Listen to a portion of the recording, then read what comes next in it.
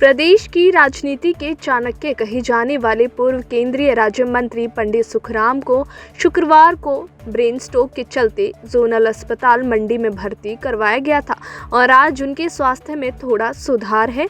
अस्पताल में डॉक्टरों की एक टीम लगातार उनके स्वास्थ्य की निगरानी में है। वहीं आज सुबह ही पूर्व केंद्रीय मंत्री पंडित सुखराम के स्वास्थ्य का कुशल क्षेम जानने के लिए मुख्यमंत्री जयराम ठाकुर मंडी अस्पताल पहुंचे और उनके स्वास्थ्य का डॉक्टरों से ब्यौरा लिया। उन्होंने उनके शीघ्र स्वस्थ होने की ईश्वर से कामना की। वहीं पूर्व केंद्रीय मंत्री पंडित सुखराम की स्वास्थ्य कारणों से नाजुक हालत को देखते हुए मुख्यमंत्री ने अपना सरकारी हेलीकॉप्टर उन्हें दिल्ली छोड़ने के लिए भेजा और स्वयं सड़क मार्ग से कुल्लू के बंजार को निकल गए। मुख्यमंत्री ने कहा कि पंडित सुखराम का हिमाचल प्रदेश राजनीति में बड़ा नाम है और मैं उनके शीघ्र स्वस्थ होने की कामना करता हूं और जो यथासंभव मदद होगी वो भी की जाएगी। बात को लेकर के बहुत संतोष है कि उनकी सेहत कल की तुलना में आज बहुत बेहतर है, सुधार हुआ है, स्टेबल है। अभी जब बात करने की भी कोशिश की तो उन्होंने रिस्पॉन्ड भी किया। परिवार की ओर से उनके लिए एक सुझाव है कि हम उनको दिल्ली ले जाना चाह रहे हैं, तो दिल्ली जा रहे हैं और मैं उनके शीघ्र स्वास्थ्य लाभ की कामना करता हूँ। श्री सुखराम जी हमारे वरिष्ठ नेता रहे हैं प्रदेश में और केंद्र में भी वर्षों तक मंत्री के रूप में काम करते रहे हैं। एक बहुत बड़ा कंट्रीब्यूशन है उस दृष्टि से हिमाचल की राजनीति में और हिमाचल के विकास में, और हम ईश्वर से यही कामना करते हैं कि वो शीघ्र स्वास्थ्य लाभ करें और स्वस्थ होकर के आए। मैं आज बहुत बेहतर है। दिल्ली तक ले जाने के लिए सरकार की तरफ से क्या यही हमसे जो बातचीत हुई है परिवार के लोगों से, रजनी शर्मा जी ने बात की थी, अगर चॉपर की व्यवस्था हो सकती है तो सुविधा रहेगी उनको पहुँचाने के लिए।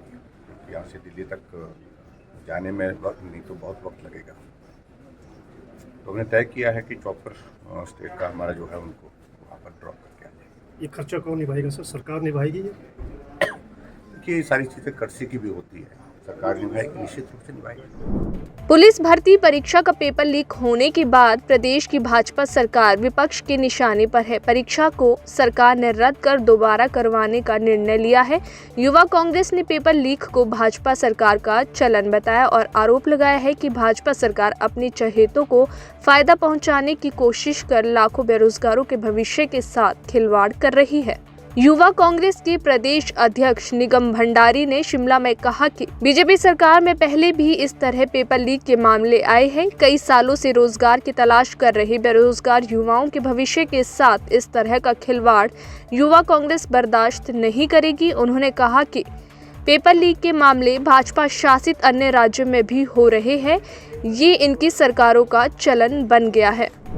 जो पुलिस कांस्टेबल भर्ती पेपर लीक का मामला सामने आया है, जिसके लिए हज़ारों छात्र कई सालों से तैयारी कर रहे थे और ये पुलिस कांस्टेबल भर्ती लीक का मामला इससे पहले भी सरकार ने करवाया था, उसमें भी कहीं ना कहीं डम्मी बिठाए गए थे। और फिर से आप देखिए कि किस प्रकार से परीक्षा का परिणाम भी आ चुका था, परिवारों में खुशी की लहर भी थी, जिसमें मैक्सिमम आम परिवारों से छात्र थे जो लंबे समय से बेरोज़गारी से तरस थे, उनको कहीं ना कहीं उम्मीद की किरण दिखी थी। तो उसको लेकर जिस प्रकार से सरकार का तुगलकी फरमान, एक तो सरकार की अपनी नाकामी है, सरकार के अपने नज़रों के सामने इस प्रकार की घटना घटती है। और आप देखिए जिस डिपार्टमेंट का काम कानून व्यवस्था बनाना है, उसी डिपार्टमेंट में इस प्रकार का पेपर लीक का मामला आता है, जो कि बहुत ही दुर्भाग्यपूर्ण है। युवा कांग्रेस इसका पुरजोर विरोध करती है और सरकार से मांग करती है, इससे पूर्व जिस प्रकार से पेपर लीक के मामले, चाहे पटवारी पेपर लीक का मामला हो, चाहे कंडक्टर भर्ती का मामला हो, इस प्रकार के जितने भी मामलों में आपने एसआईटी गठित की पर उसका कुछ परिणाम निकला नहीं। युवा कांग्रेस आपसे निवेदन करना चाहती है और गवर्नर साहब को युवा कांग्रेस की तरफ से ज्ञापन भी दिया जाएगा कि खाली एसआईटी से काम नहीं चलेगा। एसआईटी गठित करना कहीं ना कहीं एक प्रदेश की जनता को भ्रमित करने के बराबर है।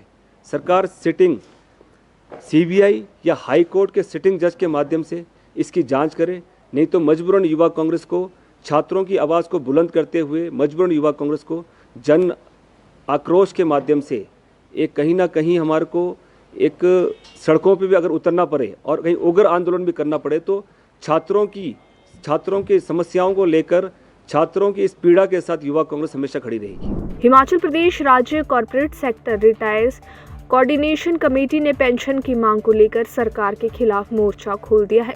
शनिवार को कॉर्पोरेट सेक्टर के सेवानिवृत्त कर्मचारियों ने अपनी मांगों को लेकर पत्रकार वार्ता की। उन्होंने हिमाचल प्रदेश राज्य corporate sector retires coordination committee के कर्मचारियों के साथ भेदभाव का आरोप लगाया। राज्य अध्यक्ष देवीलाल ठाकुर ने सरकार पर कर्मचारियों को धोखा देने का आरोप लगाते हुए कहा कि उन्हें 2007 और वर्ष 2017 में आश्वासन दिया गया था कि कॉर्पोरेट सेक्टर के बोर्ड और निगमों के कर्मियों को पेंशन दी जाएगी, लेकिन इतने वर्ष बीत जाने के बाद भी उनकी मांग पर ध्यान नहीं दिया गया है। वर्ष 2007 व 2017 में भाजपा सरकार ने घोषणा पत्र में कहा था कि पेंशन बहाल कर दी जाएगी। हमारा जो मेन मुद्दा था वो जो पेंशन हमारे को भारतीय जनता पार्टी सरकार ने दी थी उसके बारे में था, जो इम्प्लीमेंट नहीं की जा रही थी। इसके लिए हमने बार बार मुख्यमंत्री जी को, सरकार को लिख के दिया, एमएलएज को, मंत्रीज को और राष्ट्रीय अध्यक्ष से लेकर प्रधानमंत्री जी को लिख के दिया। जब इनसे जवाब कोई प्राप्त नहीं हुआ है, इसके कारण हमारे को जो है पिछले कर रैली वहाँ करनी पड़ी।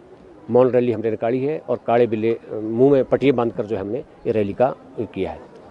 हमारा आपके माध्यम से, मीडिया के माध्यम से माननीय मुख्यमंत्री जी श्री जयराम ठाकुर से आग्रह है कि आप इस बारे में स्पष्ट नीति करें और बताएं हमारे को कि पेंशन कब दे रहे हैं आप। अब ये नहीं चलेगा कि मेरे ध्यान में है, उस ध्यान को आप पीछे हटाइए और जो 6730 लोगों का पेंशन का मामला है उस पर आप ध्यान दीजिए।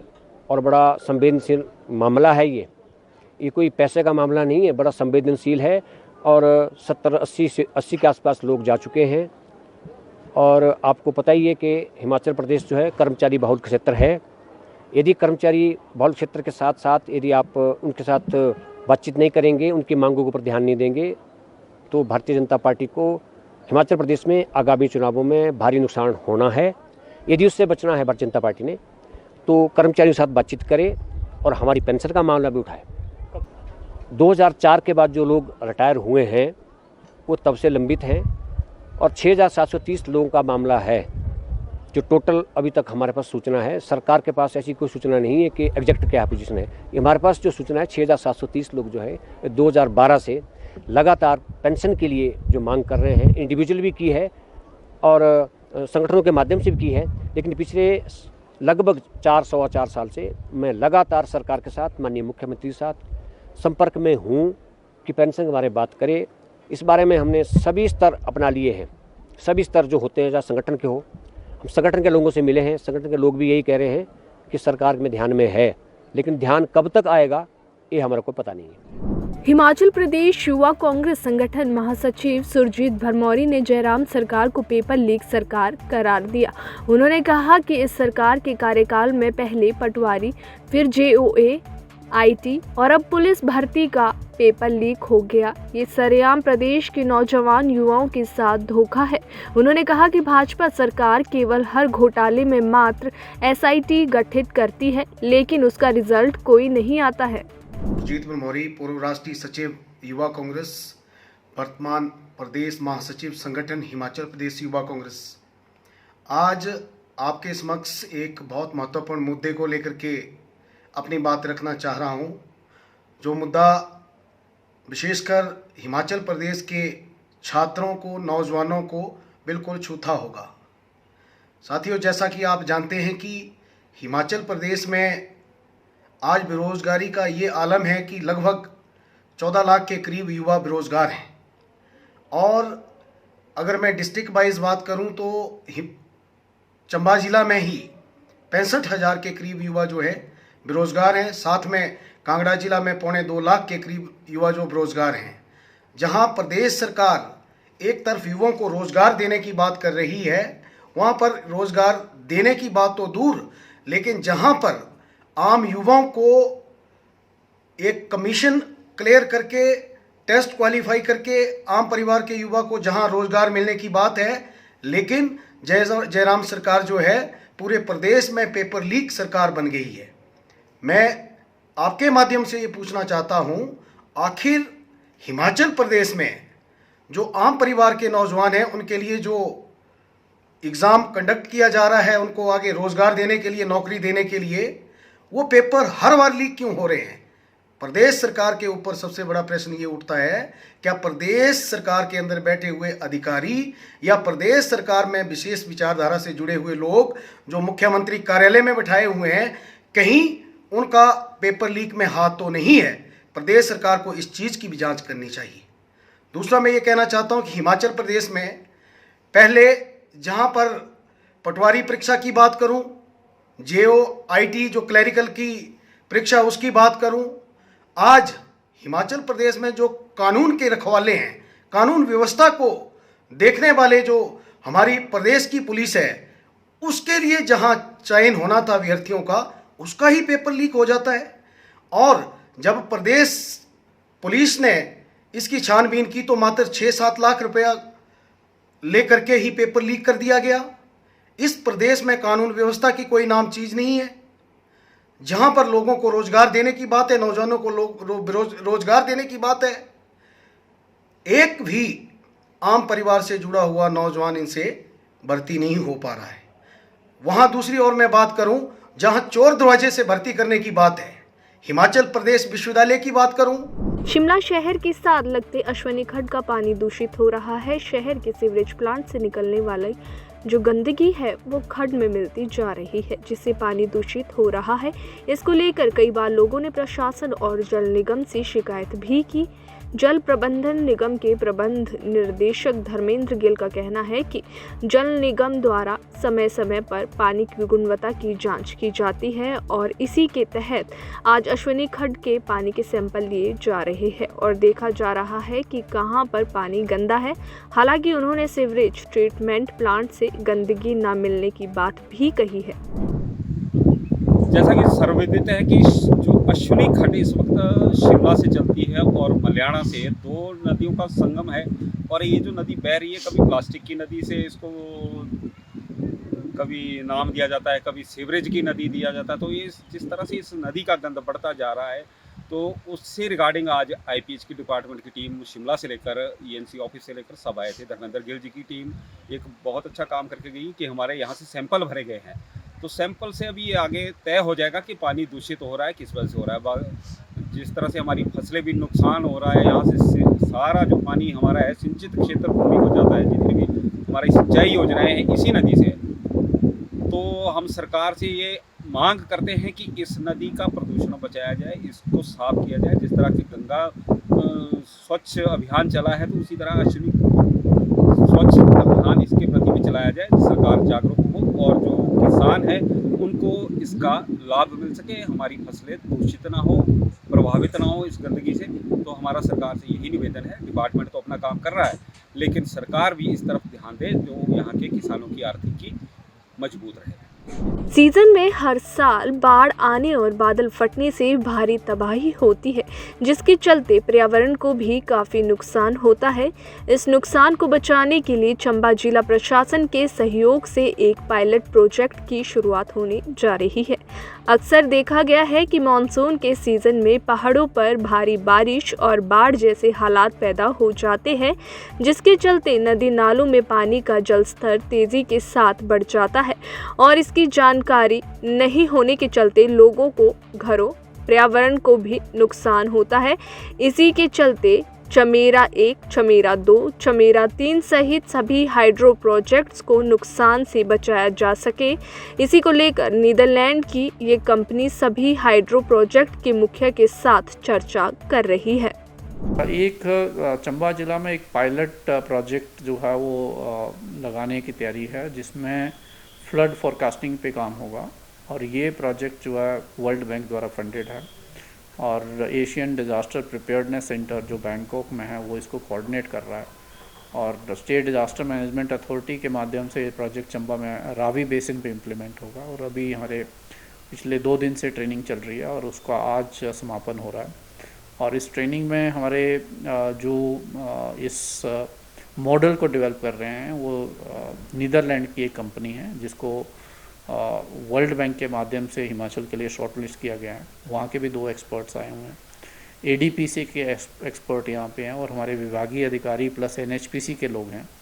और उस मॉडल को चंबा ज़िला में रावी बेसिन में कैसे इम्प्लीमेंट किया जाए उस पर चर्चा चल रही है। और इस मॉडल को हम प्रयास करेंगे कि हमारा जो मानसून सीज़न है उसमें इस मॉडल को इम्प्लीमेंट करेंगे ताकि लोगों को समय रहते पूर्व चेतावनी मिल सके और फ्लडिंग की सिचुएशन में वो अपने आप को भी बचा सकें और अपने जान माल की भी रक्षा कर सकें। डीसी किन्नौर आबिद हुसैन सादिक ने बताया कि टिंडोक जल विद्युत परियोजना के निर्माण कार्यस्थल समीप आज 5 मजदूरों के चट्टान व भूस्खलन के गिरने के बाद उसमें दबने की खबर आई है। ऐसे में परियोजना प्रबंधन व जिला प्रशासन द्वारा अब तक 5 मजदूरों को रेस्क्यू किया गया है, जिसमें से 2 की मौत हो गई है और अन्य 3 मजदूरों को काफ़ी चोटें आई है। वहीं प्राथमिक उपचार के बाद तीनों मजदूरों को अन्य चिकित्सालय भेजा गया है। फंसे हुए हैं जैसे टिडोंग जो प्रोजेक्ट हमारा स्टैटक्राफ्ट का है मुरंग में 5 बंदे फंस गए थे उसके अंदर वो रेत गिर गया था। तो उनमें से 3 को अभी तक हमारी टीम ने निकाला है। उनमें से 2 जो है रेफर भी कर दिए गए, तीनों इंजर्ड हैं। 2 को हमने रामपुर रेफर किया है। वहां पर हमारे पुलिस के जवान, ITBP के जवान, आर्मी के जवान, डिजास्टर रिस्पांस फोर्स और जो हेल्थ वाले डॉक्टर और उनके ऑफिशियल पैरामेडिकल स्टाफ सब मौजूद है। सभी इस वक्त रेस्क्यू में लगे हुए हैं। 5 में से 3 निकाले गए हैं। खतरे से ये जो है वो जो 3 निकले हैं और इंजर्ड तो हैं बट वो क्रिटिकल नहीं है। बट अभी 2 जो है फंसे हुए हैं, उनकी अभी भी जो है रेस्क्यू ऑपरेशन अभी चला हुआ है वहां पर। तो वहां पर हमारी ADM साहब की निगरानी में वो सारा कुछ हो रहा है। तो हम उम्मीद करते हैं कि ये 2 भी जल्द से जल्द हम इनको निकाल पाए वहां से बाहर।